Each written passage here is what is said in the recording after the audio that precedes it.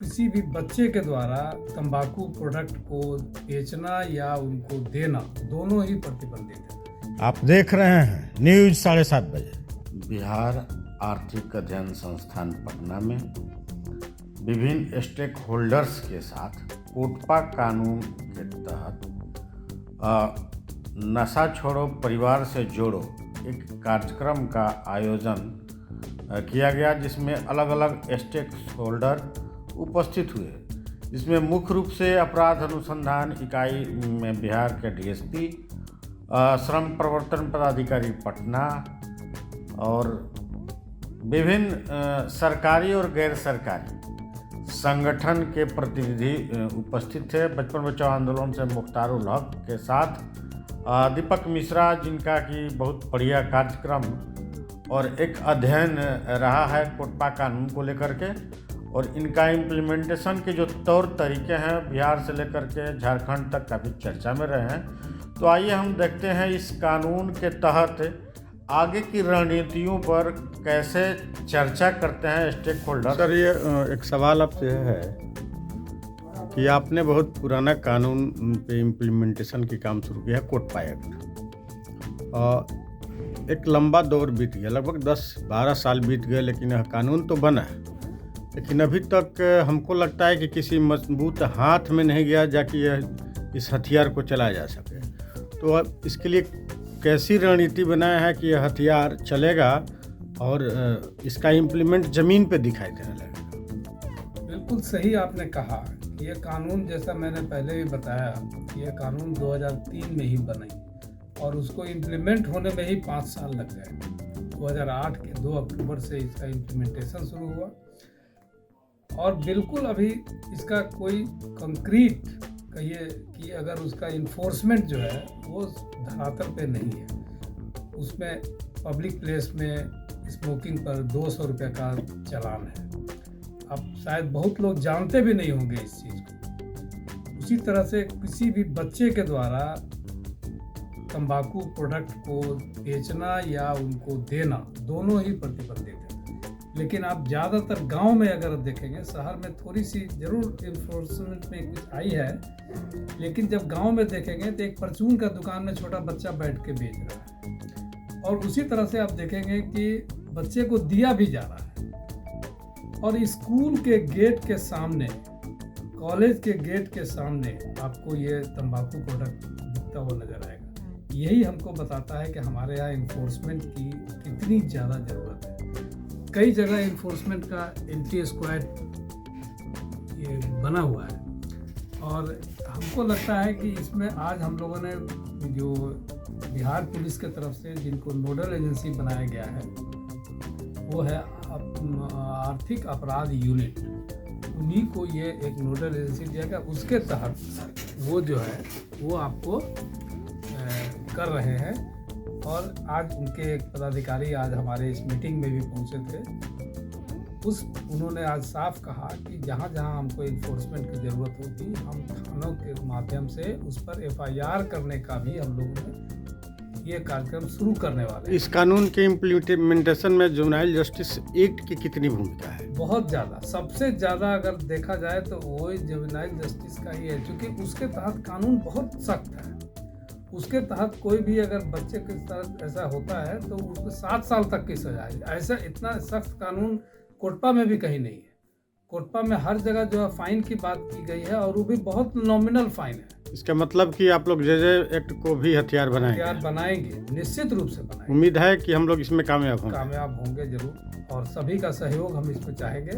हर विभाग से, आज श्रम आयुक्त के भी डिपार्टमेंट से आए थे लोग, उन लोगों ने भी पूरा कोऑपरेट किया है और हमें एक लेटर ऑफ सपोर्ट भी प्रोवाइड किया है। एक विभाग आपके यहाँ भी नहीं दिखाई दे रहा, असिस्टेंट डायरेक्टर चाइल्ड प्रोटेक्शन, बाल संरक्षण की एक यूनिट है जो जे एक्ट को इम्प्लीमेंट करती है, वो यूनिट नहीं दिखाई। बिल्कुल आपने सही कहा। अभी हम लोगों उनसे अब जाके इस बार अगली जो बैठक होगी हम लोग उसमें इन्वॉल्व करेंगे और उनकी बहुत मुख्य भागीदारी है। तो उसमें करते क्या है कि हम लोग SHO और जितने भी मतलब न प्रशिक्षित सब इंस्पेक्टर लोग हैं, तो वो जो भी आते हैं तो उनको हम लोग ट्रेनिंग देते हैं NDPS एक्ट।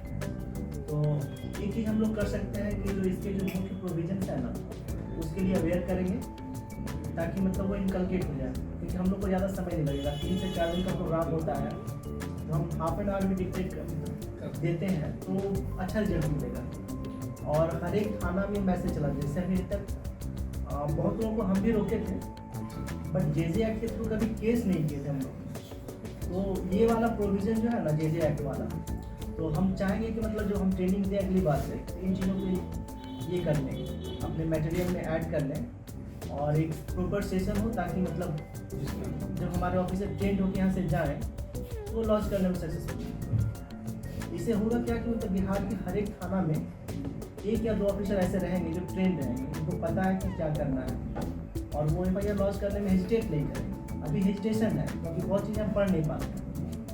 तो कैपेसिटी बिल्ड करेंगे और जो भी हम लोग का प्रोग्राम है उसमें ऐड ऑन करेंगे। जैसे नारकोटिक्स फाइट करने के लिए स्कूल के पास जाते हैं, जो 100 मीटर वाला जो पेरीफेरी वाला इशूज़ है वो हम लोग भी डील करते हैं, तो उसमें भी जाएंगे और मतलब जहाँ जितना संभव होगा इनकॉर्पोरेट करेंगे। एक संस्था इन्होंने एक प्लेटफॉर्म तैयार किया है, alliance for tobacco free Bihar. तो इसकी बैठक में आमूमन काफ़ी लोग शरीक होते रहते हैं। और तो फिलहाल का जो सबसे इम्पॉर्टेंट मोटिव है वो अब तक जो चर्चाएं होती रही हैं तंबाकू नियंत्रण की, वो चर्चाएं होती रही हैं शहरों के अंदर, जिलों में, जिला लेवल से। लेकिन डॉक्टर प्यारेलाल जी का जो मोटिव है या जो ये कार्यक्रम का शुरुआत आज वो कर रहे हैं, वो कार्यक्रम चलो गांव की। तो तंबाकू की चर्चा शहर के नीचे गांव में, पंचायतों में भी होने का एक मुहिम शुरू हो रहा है। और आज का ये जो कंसल्टेशन है, सबसे पहले तो मैं डॉक्टर लाल साहब को और BIS को इस बात के लिए बहुत बहुत बधाई और धन्यवाद देता हूँ कि आज उन्होंने उस मुहिम हमारे कोर्ट के वक्ताओं ने जितनी बातें कह दी, मुझे लगता है कि बहुत सारी बातें सुनने को मिला, समझ बड़ी बड़ी है। विशेष रूप से इनके साथ में मैं बैठा हुआ, उन्होंने जितना मतलब फिगर निकाला है और अलग अलग कैटेगरी बना करके जो सर्वेक्षण इनका है, वो काफ़ी मेरी समझ तो बड़ी है। अब चूँकि आपने विभाग के बारे में जिक्र कर दिया है, तो नो डाउट कि जो श्रमिक बंधु लोग हमारे हैं, इस तरह की समस्या से सबसे ज़्यादा जटे हुए लोगों में से हैं वो। और मैं सुझाव ही दे रहा हूँ, पहले समय कम है इसलिए, कि जिस तरह से कैटेगरी बनाया गया है कि पोटेंशियल कौन हो सकते हैं, जो 13 से 15 वाले या 15 से 17 वाले बच्चों का जो उन्होंने लिस्ट फिगर बताया था, तो जो लोग नशा से जुड़ने वाले हैं, अगर उन लोगों को हम लोग पहले अगर चिन्हित कर लें तो हम लोग एक जनरेशन को बचा सकते हैं। मेरे लिए जॉब एक मिशन के रूप में था। Job is not just a livelihood but rather a opportunity to transform the environment around me. तो अभी मैं बीपार्ड में सर एक एक्सटर्नल टर्नल विजिटिंग फैकल्टी हूँ। I teach ethics values in administration.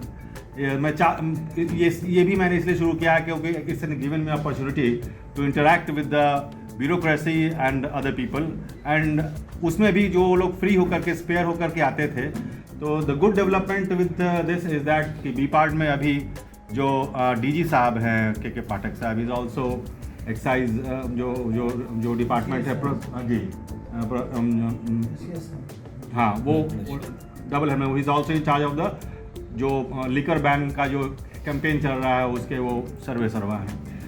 तो ही हैज़ अ विजन कि जो the biggest nodal agency for training for all government officer is that BIPARD, उसको एक स्टेट लेवल ही नहीं, वो नेशनल लेवल नहीं बल्कि इंटरनेशनल लेवल के लेवल पर वो लेके जा रहे हैं। I have recently been associated with training of the Panchayati Raj department में। अभी हाल फिलहाल में सर हम लोग विलेज लेवल की बात कर रहे हैं, इसलिए मुझे उसको मेंशन करना है कि आई have recently trend over 1000 panchayat सचिव की ट्रेनिंग मैंने ली है। I had this opportunity.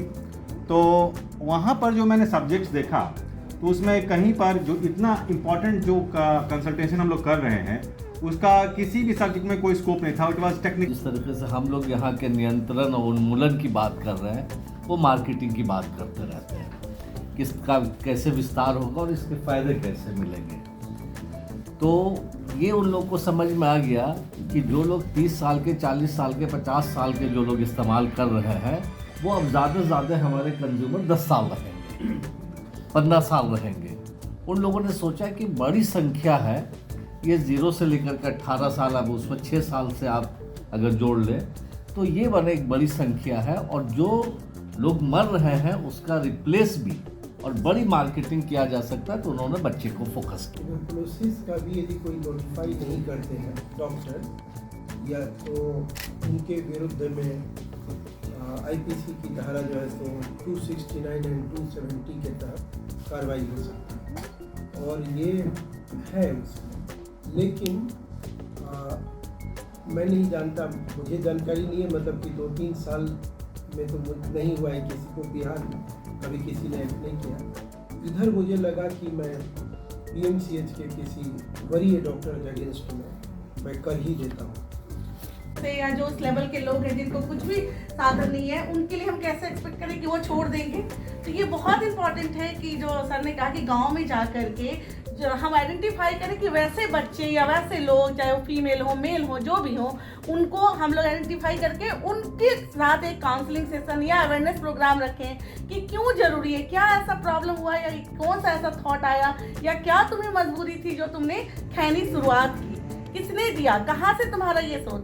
सब लोग सुखी रहें, सब लोग निरोग रहें, ये इस उद्देश्य को लेकर हम सभी यहाँ पर विशद चर्चा की है।